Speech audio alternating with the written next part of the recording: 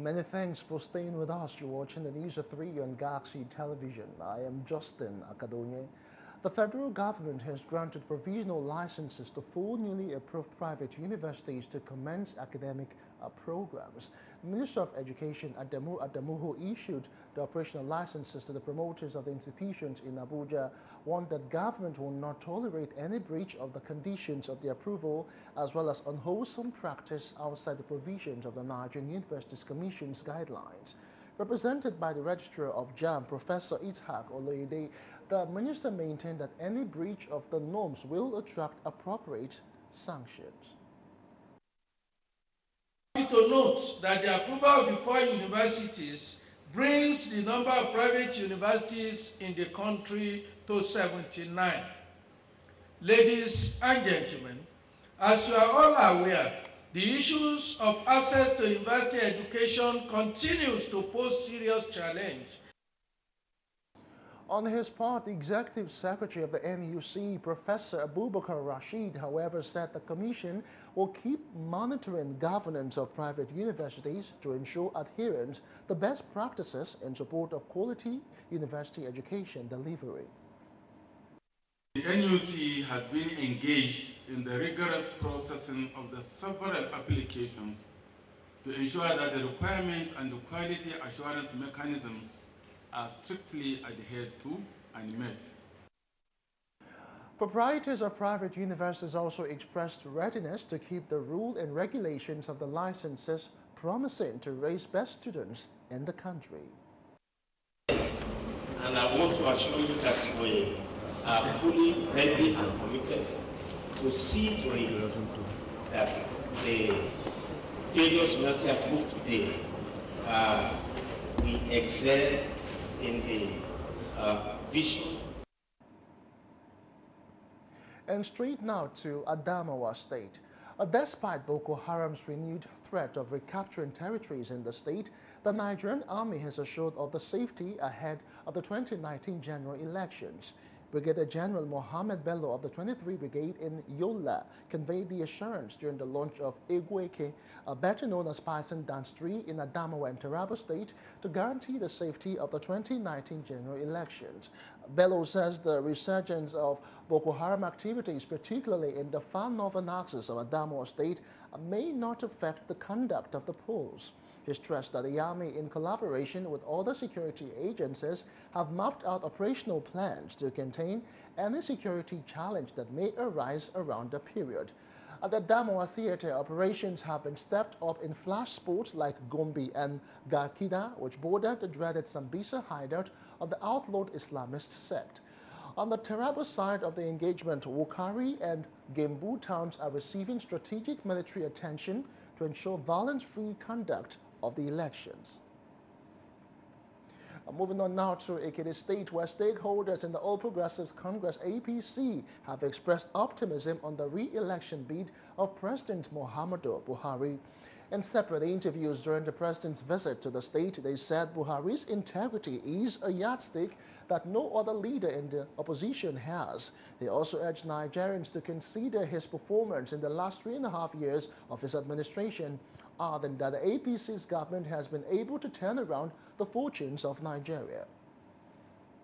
The visit of President Buhari today will enhance more votes. You know, this man has integrity. He's about the only leader we've ever had in Nigeria that we can say has integrity. He has the common people in mind. You know, he's thinking about the future of the younger people. So it's Buhari all the way.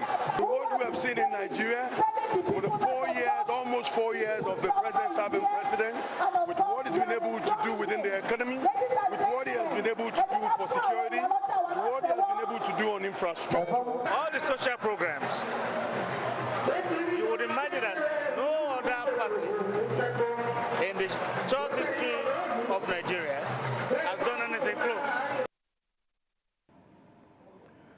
Well, moving on now to Oyo State and still talking electioneering campaign. The national chairman of the Zenith Labour Party, Dan Nwanyango, and the former governor of Oyo State, Rashid Ladoja, have warned Governor Abiola Ajimobi to stop harassing candidates of the party in the state with security agencies. Speaking at Mako in Ibadan during the mega rally of the party, Nwanyawe and Ladoja also charged the Inspector General of Police, Mohammed Adamu, to caution some overzealous officers against harassing members of the opposition parties in the country.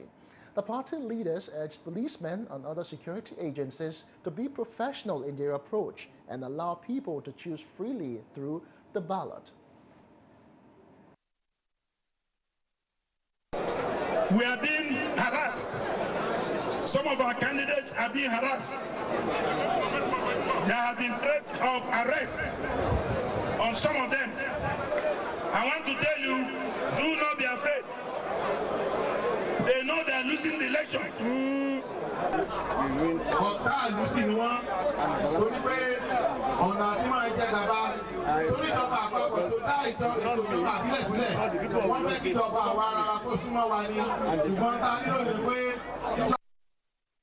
A leader of the party in the state, Rashid Olaiya, in his welcome address said the party had carefully chosen its candidate, adding that they are people of proven integrity, sincerity, and unquestionable antecedents.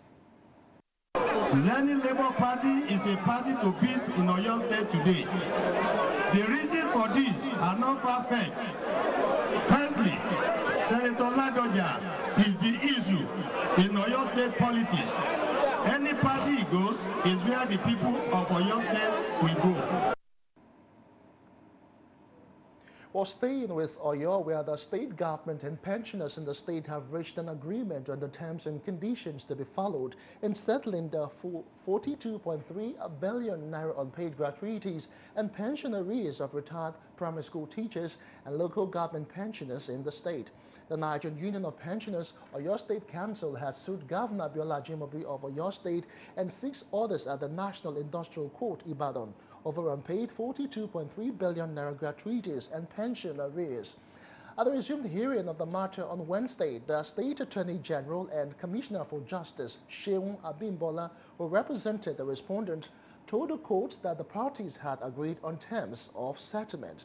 In his response, counsel to the claimant, Lasun Sanusi San, confirmed the development, saying that missing signatories on the agreement are from the government side and all his clients had appended their signatures. Sanusi urged the court to grant a short adjournment in order to fast-track the process of the settlement. At the stage of settling the matter out of court, we have had about 4 different meetings. Much as we will want judgment on every item of our reliefs, we realize that we have to be realistic. They have allowed the thing to accumulate such that it is practically impossible to settle them at once. Now, Justice John Peter adjourned the matter till February 14 for adoption of terms of settlement.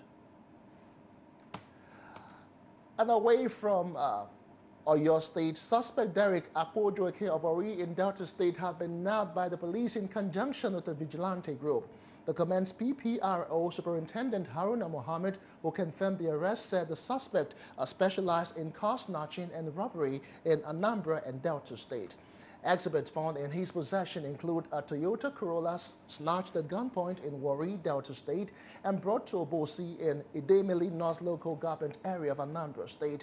Mohammed said the case is under investigation, after which the suspect would be arraigned.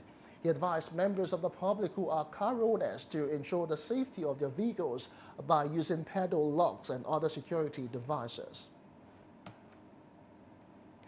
And that's our update at this time. I am Justin Akadanye. We urge you to join us again at 6:30 for early evening news.